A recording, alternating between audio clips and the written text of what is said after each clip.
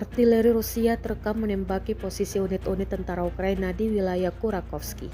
Rekaman aksi artileri diunggah di Telegram pada Jumat 7 Februari 2025. Dalam keterangan unggahan disebutkan, artileri dari kelompok pasukan selatan memastikan kemajuan lebih lanjut dari unit-unit di arah Kurakovsky. Rekamannya pun menuai berbagai komentar dari warganet.